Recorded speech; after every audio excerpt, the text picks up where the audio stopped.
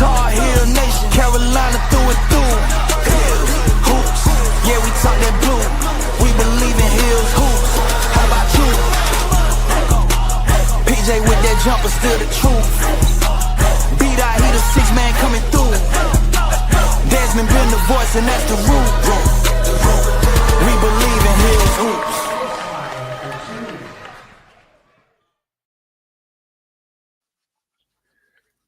Yo, hey, man. Yo, shout out to our boy Ricky Ruckus, who came through and gave us some fucking. Oh, I'm cussing. Some fire. That's some fire for our theme. Yo, wow. I'll have to adjust that before we give it to Bleav. Welcome to Bleav in Hills Hoops.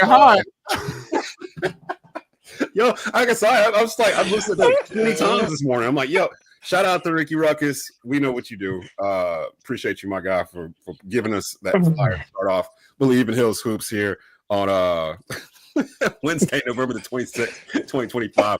PJ Hairston in the house. 6-man of Carolina basketball, Daht in the house. We got a lot to get to. Last night, Carolina and the Bonnies of St Bonaventure. Carolina wins 85-70. We'll chop that up a little bit. Got some post-game audio from head coach Hubert Davis. We'll give you a little bit of a Michigan State preview. They play on Turkey Day, 4:30 p.m. on Fox. And I don't know how many of y'all had problems getting to this game because I don't have Fox Sports in my sports package at all. I thought it was going to be on ESPN Live and realized it wasn't. So I had to scramble to kind of do some things with Sling and other stuff to get it up and running. I don't know if they put these games on after they're over on ACC Network because they used to do that before they changed the app around. So that game from last night might actually be on ESPN now that you can watch, and I'm hoping it'll be on replay after the game on Thursday. But we get into that as well. Our point guard series. Joel Berry is our point guard from 2015 to 2024. We move into the next decade, 2005 to 2014, and there are some champions in here in this group here, and some that should have been champions. So we'll actually get into that as well. And then since it is Thanksgiving weekend, B-Dot's got his top 5 Thanksgiving UNC teams. So, fellas, let's just get into the game from last night. The Bonnies, my initial takeaway, that's a pretty good team. That was a pretty good team when we played last night. I'm like, this is a lot closer than it should be, especially getting into halftime. And they were bodying us up a little bit, like in the paint. Like, give me your thoughts about what you saw first half, second half. Carolina, actually, this is the first time Carolina is 6-0 since the 2015-16 season, if I'm not mistaken. So it's been over a decade since Carolina has opened up with 6 straight wins to start the season, which is crazy to me. But give me your initial thoughts here. PJ, let's start off with you. What were your initial thoughts coming away from that game last night? I mean, you hit it right on the head. They gave us everything they had. And, when people come play Carolina, they're going to give you your best. They're going to give you their best every game. It doesn't matter if it's St Bonaventure or the Sisters of the Blind. Like, it's going to be the same. It's going to be the same energy, bro. We're going to get everyone's best every night. And I just feel like we have to come out and be ready for that. And I just feel like sometimes when we come out like sluggish and slow and teams come out more aggressive, we put ourselves in a situation where we have to fight back when we should already be up 20. You know what I'm saying? So, but again, the adjustments in the second half were made, and Henry stepped up huge. Henry was huge. Caleb huge, of course. And then, like you said, it's still questions. I have a lot of questions and a little concerns about some defensive strategies, but I feel like it's all a quick fix if we just lock in as a team. And again, this team's only played together 6 games, total. Right? Exactly. We're still exactly. Exactly. Daht, what's your thoughts from last night? I want to say big shout out to whoever that one-man band was that kept leading the Tar Heel chant. I want to find out who that guy was. It sounded like you. It sounded like you. I was like, is that in the game? Like, what is going on? As a heck. And I was like, yo, this dude, and coming from a fan perspective, like, you need that energy in there so it can sort of feel like the Dean Dome at times. You need that Tar Heel chant from the crowd.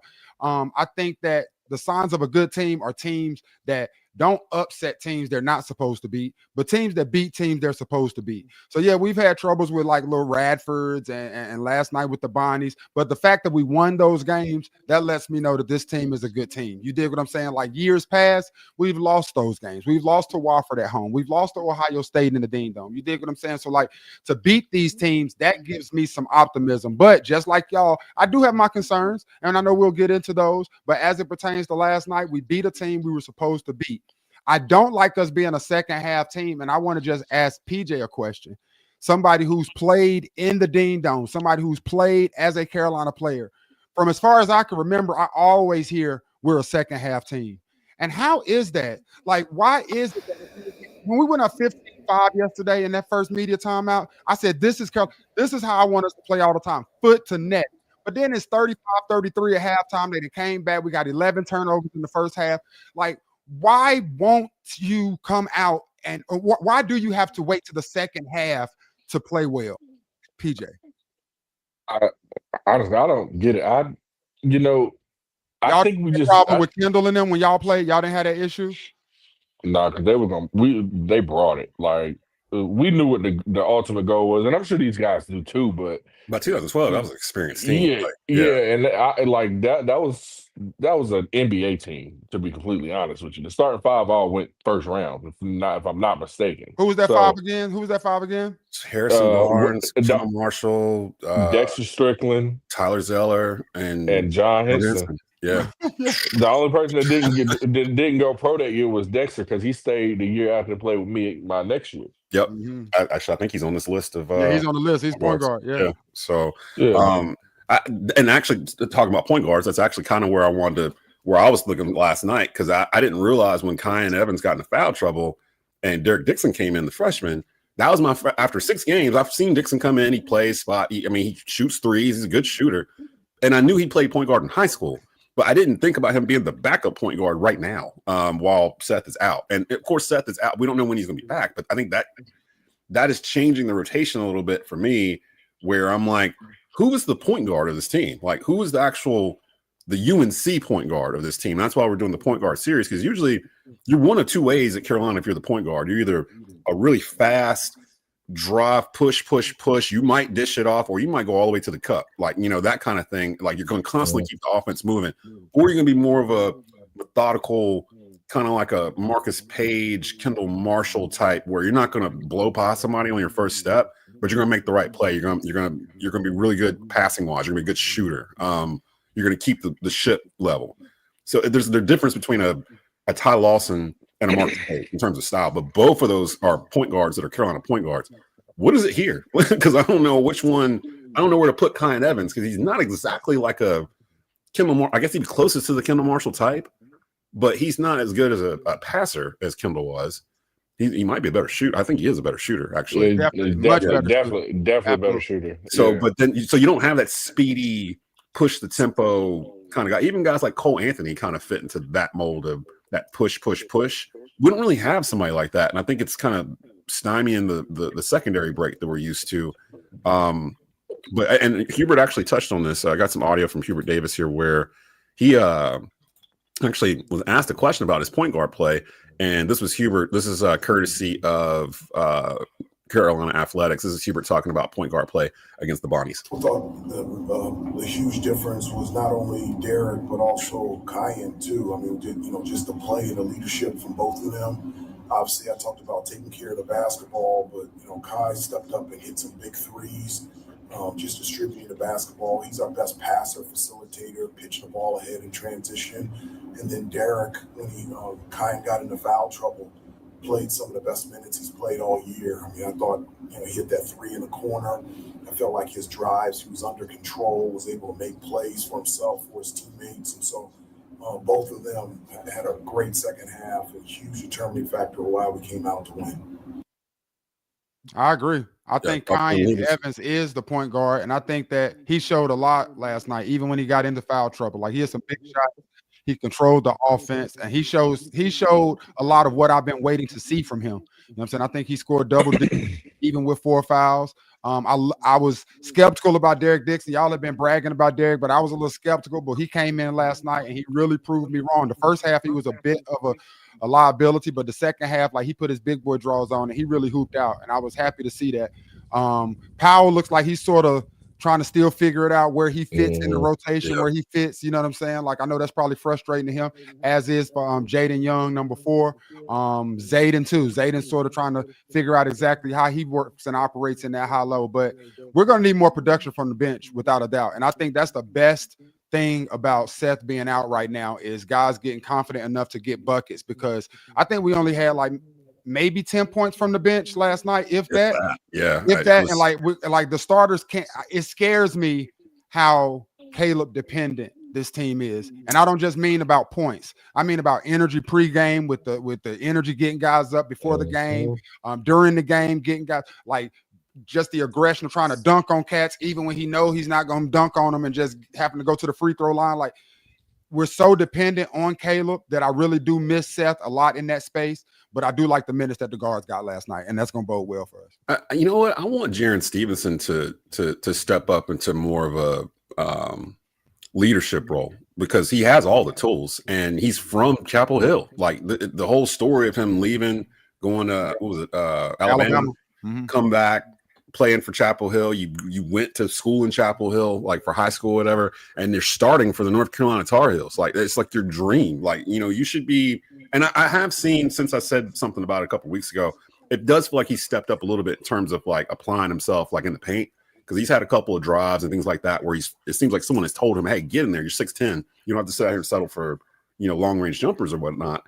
I'm waiting on somebody like that to step up. And we said it last week.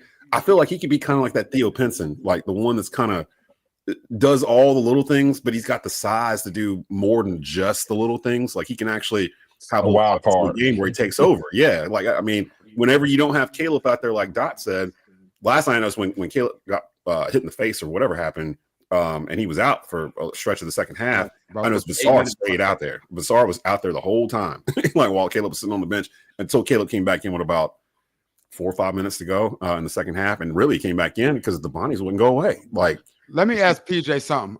Because this is another question I had last night, and I don't want to talk about the team in Durham, but I will for a second, because there's a gentleman that plays on their team and he wears number 3. I won't mention his name, but he's from Charlotte. And I used to see him play in Charlotte, and the kid can shoot. Like, he is a bucket. And he showed glimpses of that last year, but he was playing against alpha, somebody who you knew was the number 1 option on that team. So this year, number 3 for that team in Durham is playing a lot better. And they asked him, like, how did you get that confidence your sophomore year? He's like, well, no, like, I knew I was this last year, but it just wasn't my time. So to PJ, I want to ask, like, how difficult is it playing with a person like Caleb when you're a Jaren Stevenson? Like, is he feeling like he has to defer too much to Caleb, and that's why he feels like he's buying into this role player, even though if there was no Caleb, he would probably be a 1-2 option? Maybe so. I mean, some people it bothers, some people it don't. Because, when I came to Carolina, I was playing behind Harrison Barnes. So I had to I knew what I was my freshman year, but like old boy down the street said, it won't my time yet. And, I got to showcase it here and there, when I got some minutes here and there. But at the same time, I knew Hairston was that dude. Like, I knew Hairston was that dude. I knew Hairston was going to get the ball. I knew Hairston was going to score. So I had to find my minutes. I had to get my minutes where I could. But would you say that you and Jaren are in the same position? Do you think that Jaren, because Jaren starts? And that's what I was about to say. The difference is he's actually starting with Caleb. So I feel like in that sense, I'll be trying to do everything else Caleb's not doing. Like, if Caleb's shooting, I'd be somewhere trying to rebound. If Caleb's rebounding or if he's in the paint, I'll be trying to get an open 3 or a drive where I can go in, get Caleb an open look or a floater or get to the free throw line. Just try to expand your game more when you have great players around you, because it's not often you have 3 7-footers in your front court. Let's talk about that. Like, how much bigger it's not often, bro. And he's 7, and Jaren's 6'10", 6'11", and can guard 1 through 5. Yeah. So that's the good thing about him. That's what I think his biggest achievement could be is defensively. And not saying he can't be a great offensive player, but a 3-and-D guy in the NBA now is making $60 million a year. Yeah. So Facts.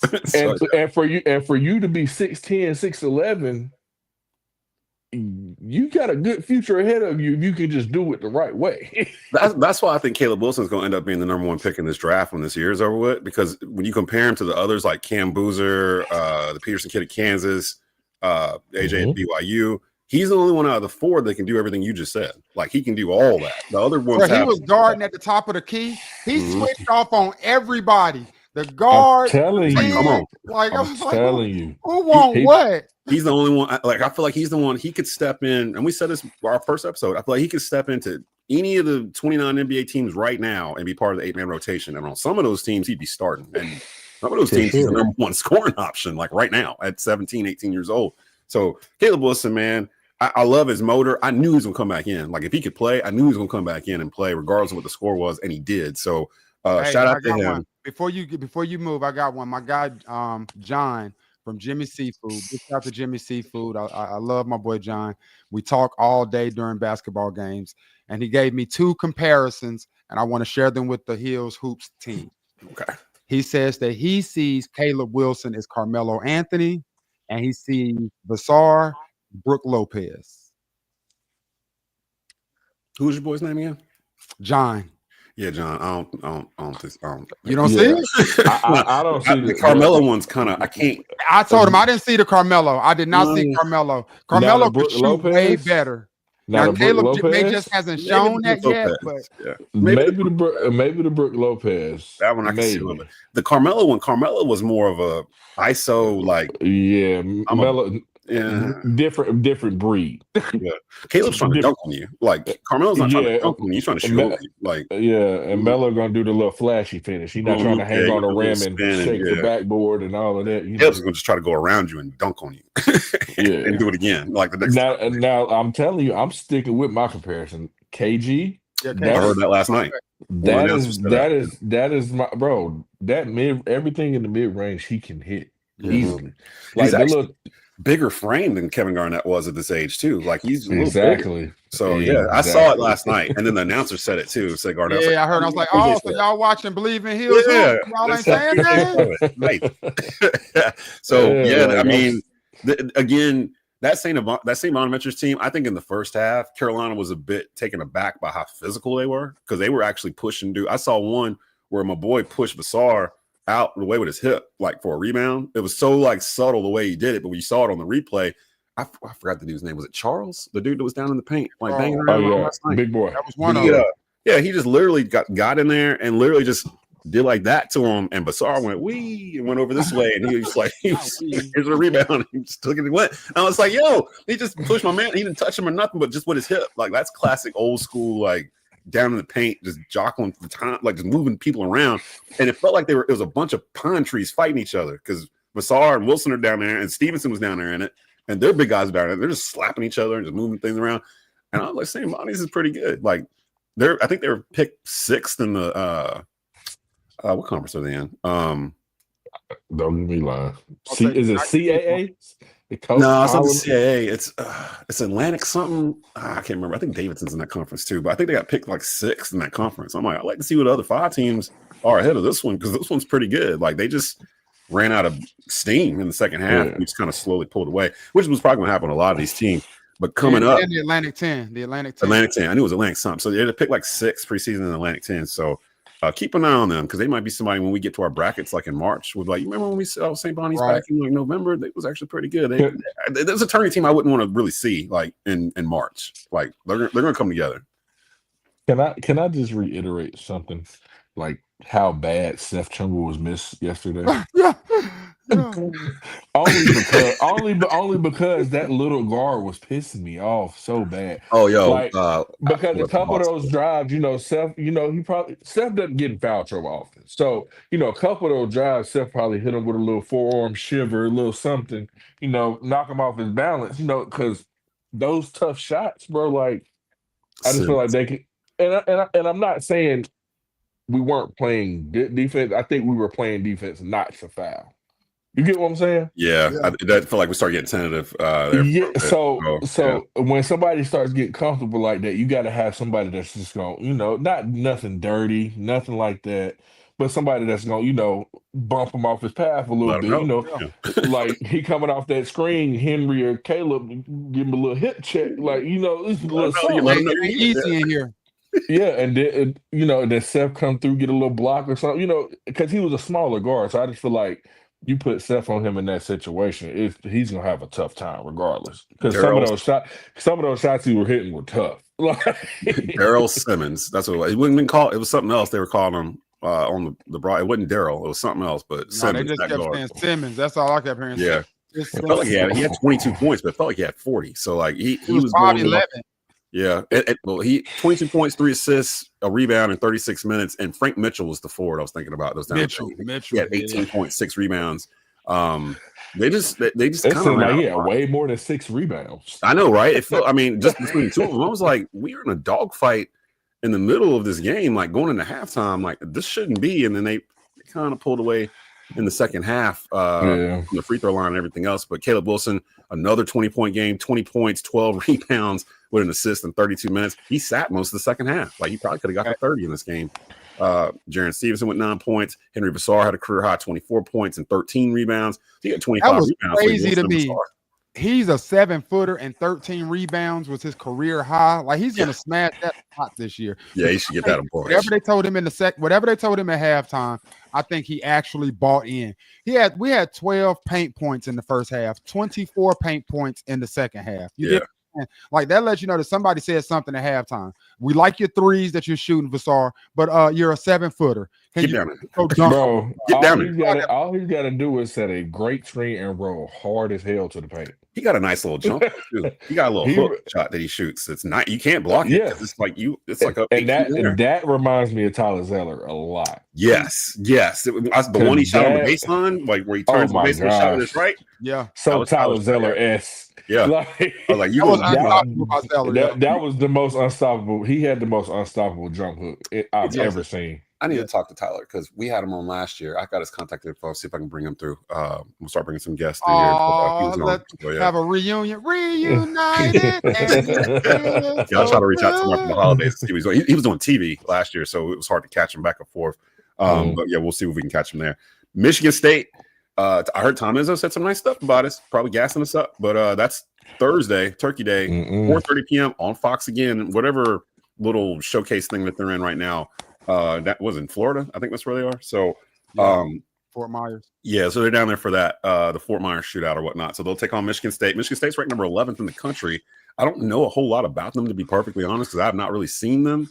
I know, again, Tom Izzo was talking a lot of nice stuff about Carolina and the roster this year and how it was constructed or whatnot. Here is Hubert talking about, well, someone asked him in the post game about distractions and how does he get his team ready ahead of distractions or whatnot for a big game like Michigan State. And here's Hubert's comment, courtesy of Carolina Athletics. When you are in a situation like this, when you have to play a team like Michigan State on Thursday on Thanksgiving, how do you prepare for that, given all the surrounding distractions?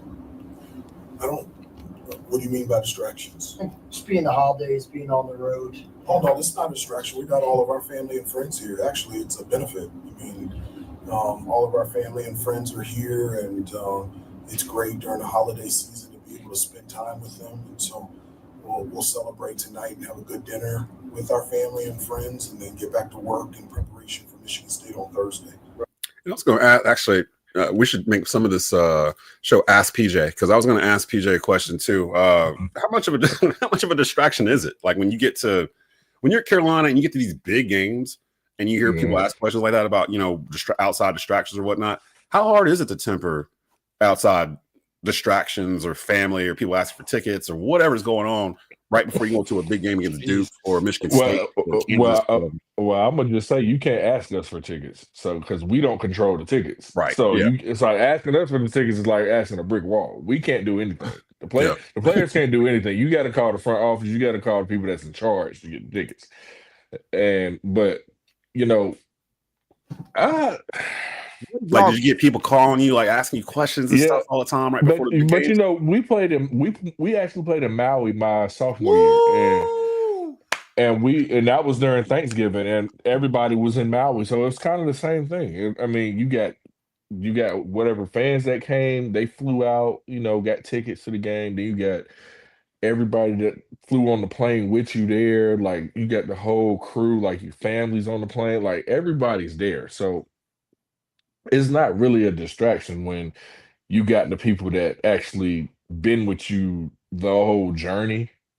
So it's not really a I don't think it's a distraction. And I think, and we played a huge game in Maui the following game after Thanksgiving. So I don't really think it's anything different. I think it's more so how you prepare.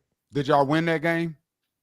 We actually know we lost to Butler. That was a game we were down like 25, and I had went on a crazy run by myself. I remember that. Yeah, y'all ran out of time. Basically, y'all ran out of road. We ran out of time. We dug ourselves in a hole we shouldn't have been in, and you know how that goes. That's my point. That goes back to the question I asked you earlier. Yeah, like how does that happen, PJ? Like how do like again?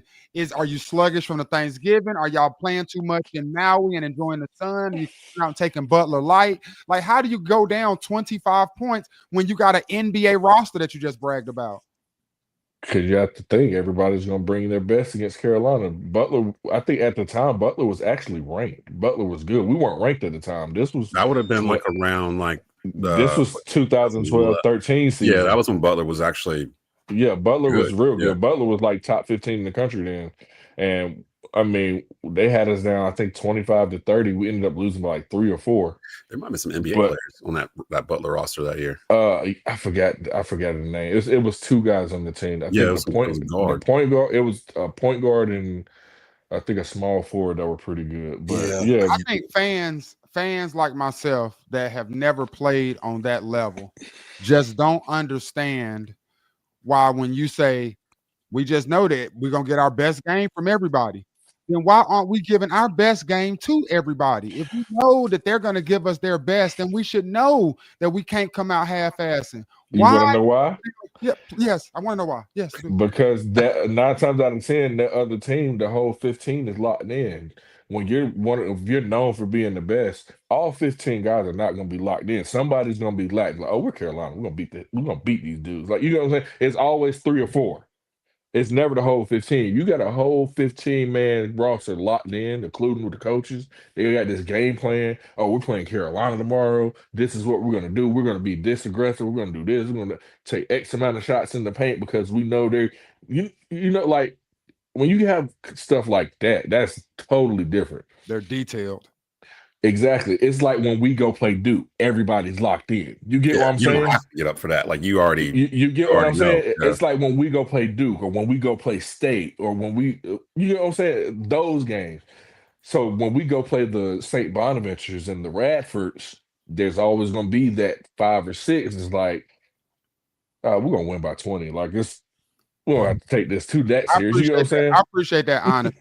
But it happens. Even in high school, like people won't admit it, but it happens. Like it's always going to be like that, and it's not on purpose. It's just I go to Carolina, he goes to Radford. That's just how it is. Like what Caleb was saying last week. Like we're supposed to beat Navy. Like that kind of mentality. He's coming to the game with it like that. Like drilled in. Like we're supposed to be like this from the tip off, and some of the other ones maybe need some time to kind of lather up and realize. Yes, that's the difference in Caleb. Caleb says we're supposed to beat a Navy, but he also says we're Carolina. We're supposed to play like this. You dig what I'm saying? So in other words, we're supposed to beat them by 40 in the Dean Dome. Yeah, and that's what the fans want. That's what we want. In other words, and that's exactly what it is. Like, yeah, you're supposed to win, but the way you win is going to reflect more than anything.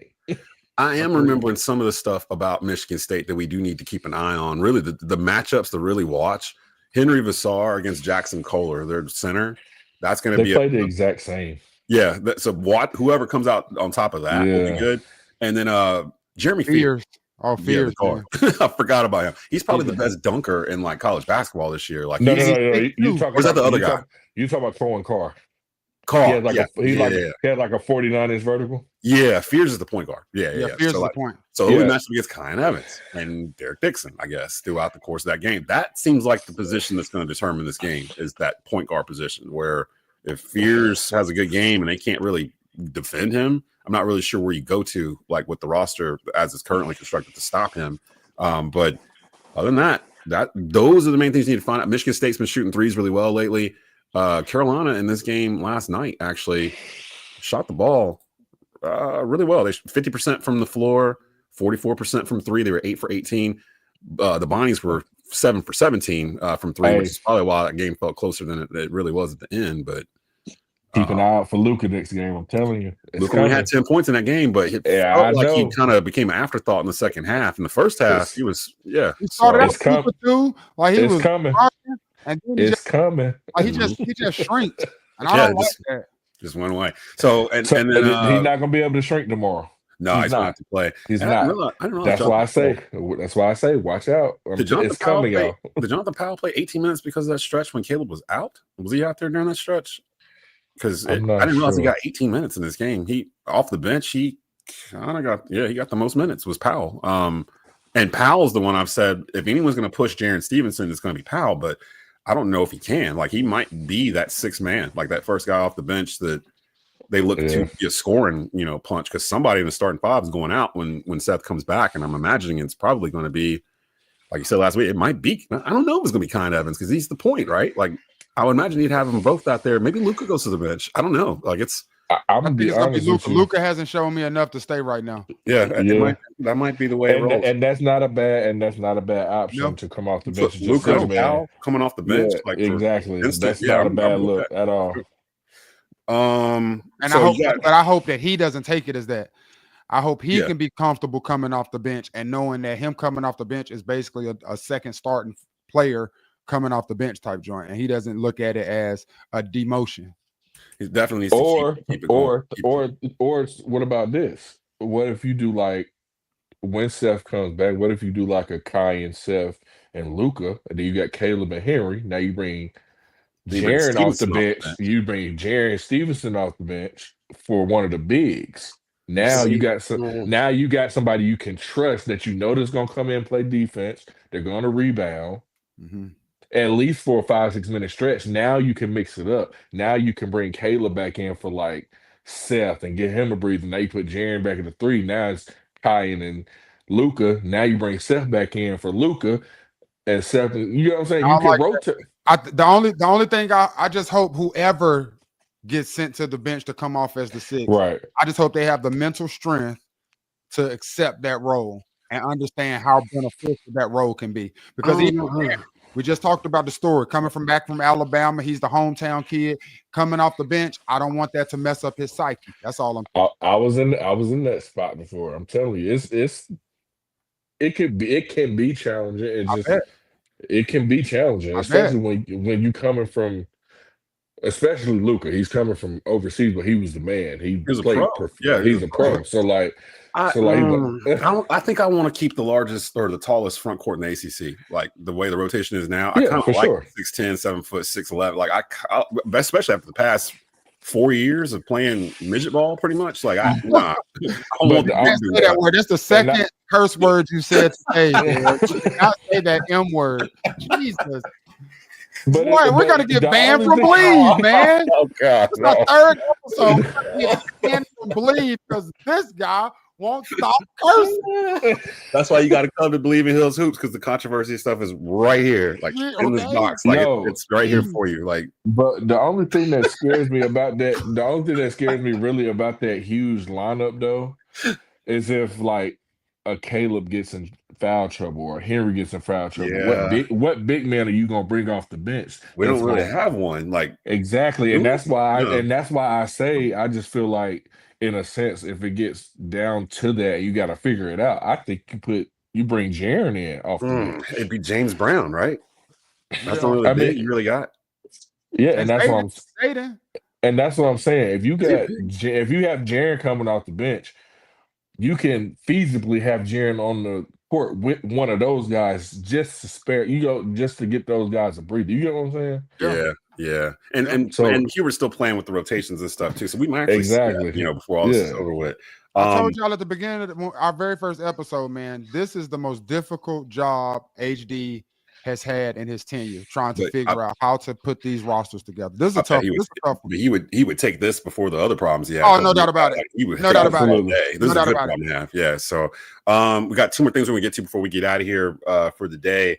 Our UNC Point Guard series. We've been doing them about decades. If you missed last week's episode, you can still watch or listen to it on the Bleav Podcast Network. So you can go watch the episode on Tobacco Road Sports Radio's YouTube channel.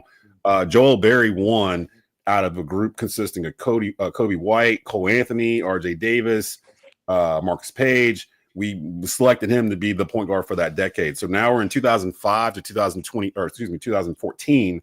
And the list that we have here, guys, Ray Felton, Bobby Frazier, Ty Lawson, Larry Drew II, Kendall Marshall, and Marcus Page, because he leaks over into that decade also. So, PJ, you played with a number of these guys. Right.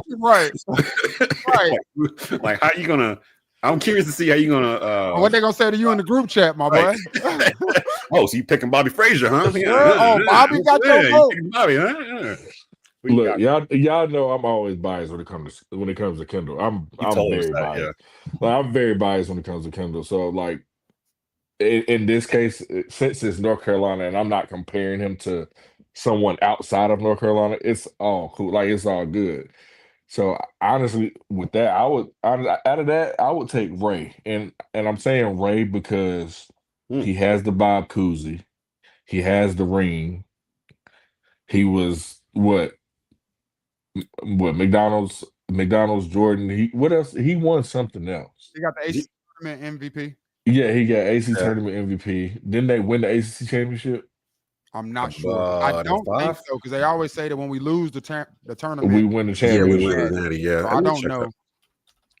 And and he was a top 5 draft pick. So like, it's just like he has the jewelry, he has the accolades to speak for itself. And I'm saying it because Kendall has the Bob Cousy as well. But if Kendall has the Bob Cousy and we do win that ring and he don't get hurt, now Kendall's in that conversation. Yeah, you know what I'm saying? I mean, guys, about 3 point guards in this group that won rings. Ty. Got it. Yeah, because Ty's in there too. Yeah. And I think it's tough to just say Ty because he had T hands, bro. I was going to say that's the thing that Walson. That's the only problem. He had Hansborough. Yeah, and Hansborough covered a lot of things that might have been wrong with your team. He might be one of the best. He is. The rankings came out the other day, and he's number 1. They ranking him over Leitner? Christian Leitner's not even top 10, I don't think. Oh wait, that probably the last 25 years then, because I think it's last 92. Yeah, so, I'll give number 1. Yeah, for sure. But either him or just him. Yeah. It just he made everybody's job so easy. Like the Danny Greens, the Wayne Ellington. Ooh, that's good. Yeah.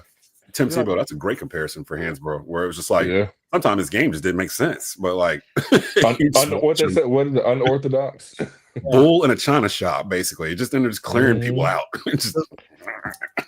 And was gonna give you 25 and 10 every night from the first onto the floor. From the go ahead, write it in the stats year. Yeah, from freshman year on, the dude was just a machine. Like, he's one of my favorite Carolina players ever. But yeah, that kind of. All right, so and I love Ty Lawson. Now? Yeah, I love Ty, but I see your point. Go ahead, Ty Lawson is my vote. I'm giving it to Ty. Kendall Marshall is like one of my favorite point guards of all time. The way, and because he was so fun with outscoring the ball. And that was like one of the first times ever we had seen a Carolina point guard that you absolutely love who didn't get buckets. That dude would finish with like 22 assists and 9 points. And you'd be like, it'll be like the passes would be so like full court bounce passes and just throwing them joints up to Zeller. Like, it was just so fun watching Kendall. But there was nobody faster from point A to point B than that Ty Lawson, dog. And he did not win the Bob Cousy, but he got ACC tournament MVP. He got ACC Player of the Year. He got a national championship. Like, and Ty Lawson, you talk about Ty had Hansborough, which is fair, but I mean, Felton had freaking Sean May. Let's not act like Sean May is anybody's slouch. So he had Ray McCants over there on the wing. Like, please, I mean, Sean McCants, please not act like McCants was not worth his weight in gold. You did. Marvin Williams was on that team. Marvin Williams was on that team in 05 too. I feel like Ray and Ty are like the same player though. Ty was just faster, man. Ty was just faster. I'm actually that's where I'm stuck. Ray was fast too. He just wasn't as he just could shoot it a little bit better than Ty. Ty was more that mold I was talking about as a UNC point guard that you don't know if they're coming down. He's just gonna go all the way to the cup, like bringing it out of bounds, like even off of a made bucket. Like, you might beat everybody back down. He thrived off secondary break. I'm stuck between Felton and Lawson. Yeah, with honorary mention to Kendall Marshall because I love that team. The 2012 team is one of my favorite teams. Man. Bullock and them boys, man. God, man, because you picked Kendall, PJ, and you picked Ty. You picked I got Ty. And see, Felton and Lawson, they both got rings. Yeah, both their teams could be considered top 5 easily champion teams all time. The 09 team for me was speed from Ty and the ACC Player of the Year. ACC Player of the Year is a big freaking deal, and just like for him, you know what, for him to be on a team with Tyler Hansborough and he still wins ACC Player of the Year, my God. And that actually separates him because does Felton have anything like that? Give him one of those retired number jerseys, like like Jordan or Hansborough. Does he have something like that up there? Because that could be the difference for me. Like, I'm not sure. Does Felton have anything like that? Because I know Felton's number is up there, but I don't think it's like a retired number, right? I don't think so. I don't think so because Joel Berry wore his number, wouldn't Joel Berry wear 2? I think so. Whose numbers? This is all real time. Right. Retired UNC basketball history. I know Phil for Michael Jordan. For Jordan, George Glamack from 38 to 41. Lenny Rosenbluth, Jameson, Hansborough, Worthy. That's it? Yeah, that's it. Yeah, because you got to be a player of the year to get that joint. Not a national player of the year. National player. Hansborough, the last one that we had was a national player of the year. Caleb can get that too if he wants to. National player of the year. Ooh. He can go get that if he wants. Can you imagine just coming for 1 year, getting National Player of the Year, and being put up in the Rafters forever? That was the argument at Duke when Zion was there. I remember that conversation. I mean, Cooper Flagg did it. Yeah, actually did. Cooper Flagg did it. Let's not say their names on this. Let's not say their names. I was about to say, I'm about to name another one. You know what's funny? I'm kind of glad the Hornets got Con Knippel over Cooper Flagg. Con Knippel is the truth. Like, I don't know why. But it's crazy you say that because I have this conversation with people all the time. Some people are just way better pros than they are college basketball players. He just fits. Like, he's making me have thoughts about trading LaMelo and all this stuff. Just let's build around Con. Let's build around Knippel because he's just 25 points every time he comes out. I think he's got more threes than anybody to start an NBA career ever, from rookie on. Not rookies on anybody. Yeah, everybody. He's balling. I knew he was good at Duke, but nah, not like this. I didn't know he's gonna be rookie of the year. Yeah, I think so. Yeah, he's rookie of the year.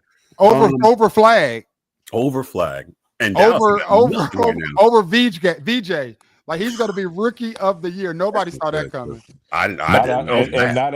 Especially not out of Charlotte. Nah, I was mad that we got him. I was like, man, we're supposed to have I was not mad that we got him. I was not mad that we got him.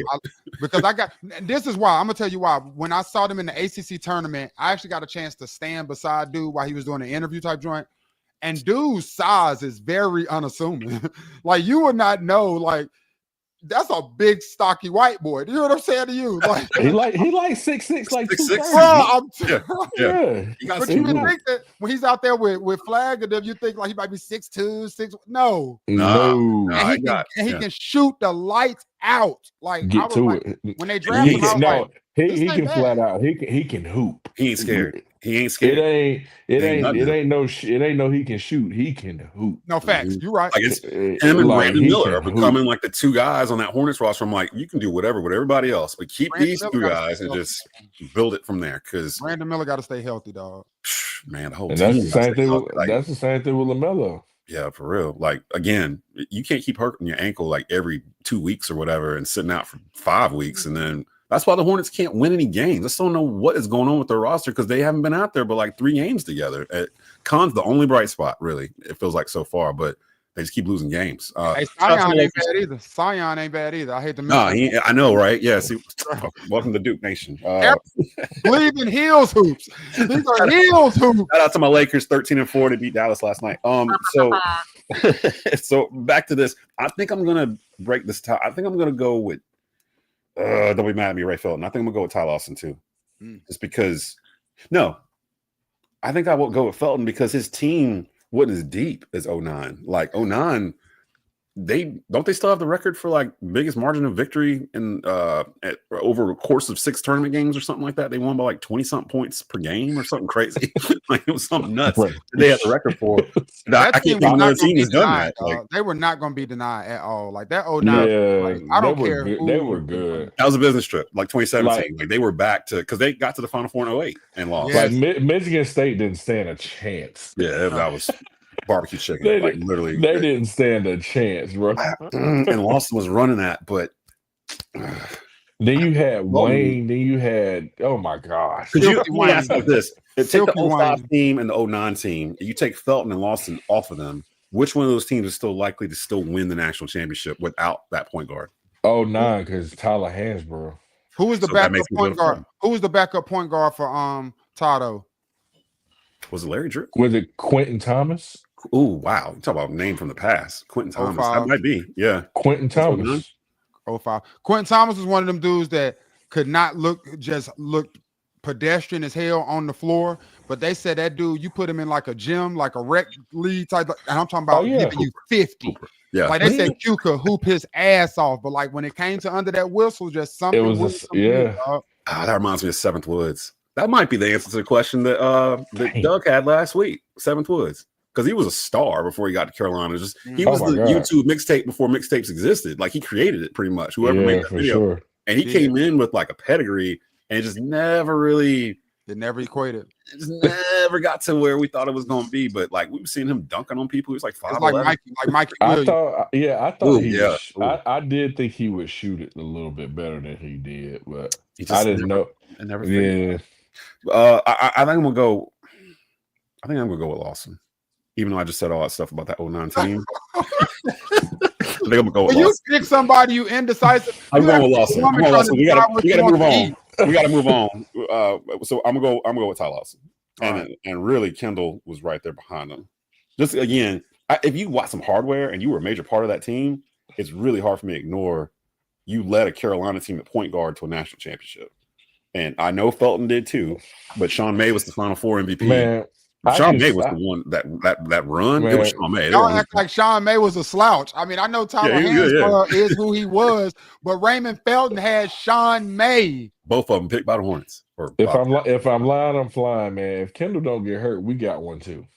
I agree. Like, I mean, like it was y'all in Kentucky that year, 2012, because you outplayed them. We had already lost to them. Yeah, and we lost to them by 1. Anthony Davis blocked John's jumper. It was like 102 to 101 or something. It was a like when that on the ship or something. Either way, we lost by 1 point, and we wanted to play them again. Like we was that was the game everybody wanted to see. We wanted to see Carolina. Oh my God, we were ready to play them. We probably would have beaten by 15-20 that night. That was the like we really wanted them bad. Because Kendall wasn't even Kendall when y'all played them the first time.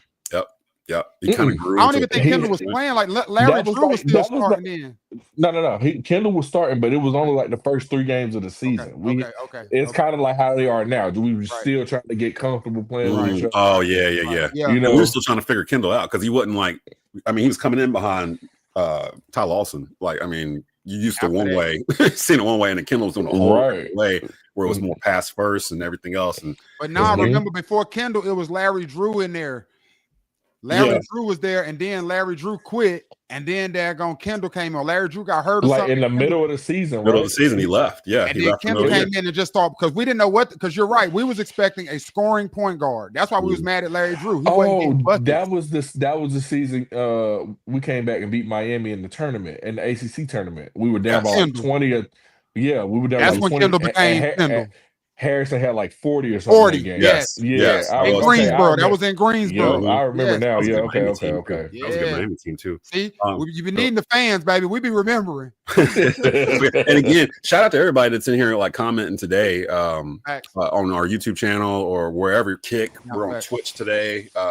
We're streaming across multiple platforms, and then you can get the audio version of this Yes, on these sir. podcast networks here shortly. So Joel Berry's 2015 to 2024, Ty Lawson's 2000 or this one 2005 to 2014. Next week we'll do what 2004 1995 to 95. Yeah. You're gonna have a 1995 to 2000 what? 4. Yeah, there's a few in there. Oh, that's Ed Cota now. I'm about to say that's one gonna stand Forte? out. Yeah, Forte's in was there. Forte was Joseph Forte a point guard? Or was he more so like one? I think he was like a short shooting guard, wasn't he? Who was the point guard on those he teams? was like a combo. He was like a 6'3", almost like Seth Tribble a little bit. Like, in Oh, terms don't of y'all size. forget about Jeff McInnes either now. That's who I was thinking of, Jeff McInnes. Uh-huh. But you know what everybody thinks of when they think of Jeff? That What? crossover. Oh. My bad. You know what I'm talking about. That Randolph Childress crossover. Yeah, Oh, yeah. everyone see you like, My oh. bad. As soon as you said the name, I was like, yes, that's my dude. Oh, wait.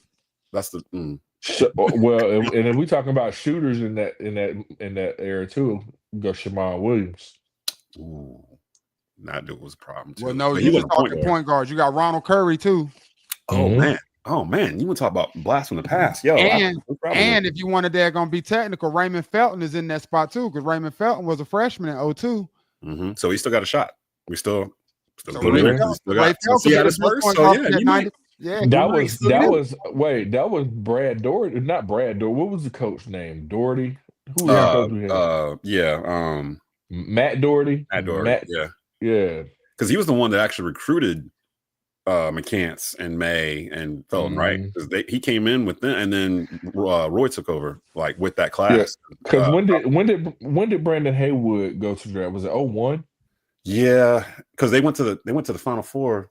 Was that 01? No, it was 2000. It was 2000 season. Went to the Final Four. It was an 8 seed, and Haywood was on that. Haywood was the center on that team. So it would have been like early 2000s, like 2001, 2002, somewhere in there probably.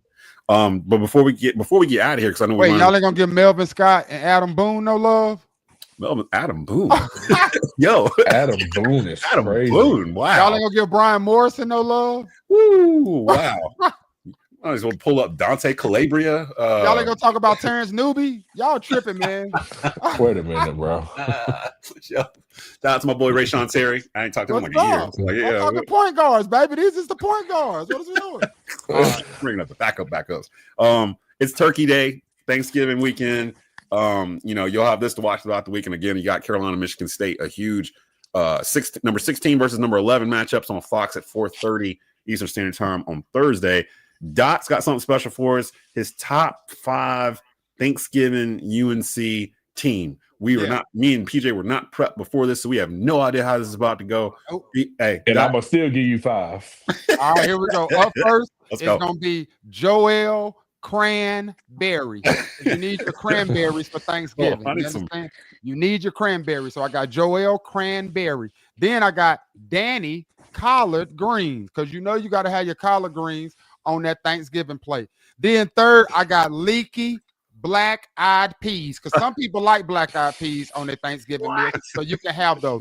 Then I got Luke mayonnaise in your potato salad. You got to have mayonnaise in your potato salad. And last but not least, this is a stretch, but I got Armando baked beans. You got to have your baked beans on your plate for Thanksgiving. So that's my I top think you 5 just really UNC. wanted Armando at the 5. Yeah, you really wanted Armando on that one. I That's my gotta make this work. top 5 Thanksgiving UNC meal. Joel Cranberries, Danny collard greens, leaky black-eyed peas, Luke mayonnaise in your potato salad, and Armando baked beans cut. I love it. I didn't know where that was going to go. I honestly had no idea where that was going to go. I like that.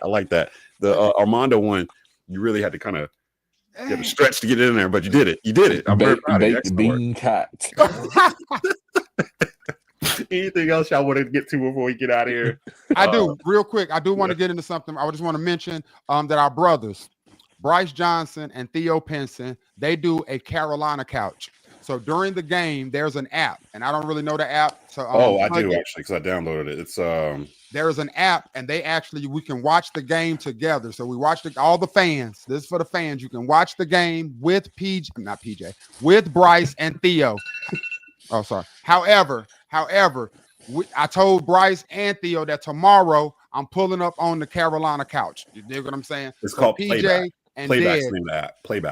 Playback streaming app. Yep. You have to download the Playback streaming app, and that's where you can go, and it's like one of them little Twitches and that type streaming type joints, but we can all watch the game together, man. So I told Theo earlier, I was like, yo, we need to collab, man. Heels Hoops with the Carolina couch, and they with that. So meet us on the Carolina couch during the game, and then of course we recap the games on Wednesdays and Bleav in Heels Hoops right here at 11 a.m. on Wednesdays. Yo, got an honorable mention in the comments from Zachary Turner, who says John Henney in the Cup Henson. Woo! Zach, I love that. I love that, Zach. John Henney in the Cup Henson. Because somebody uncle walk around with Henny in their. I was about to say, I can picture with the wicker shoes with no socks, like some shorts and a little Henny.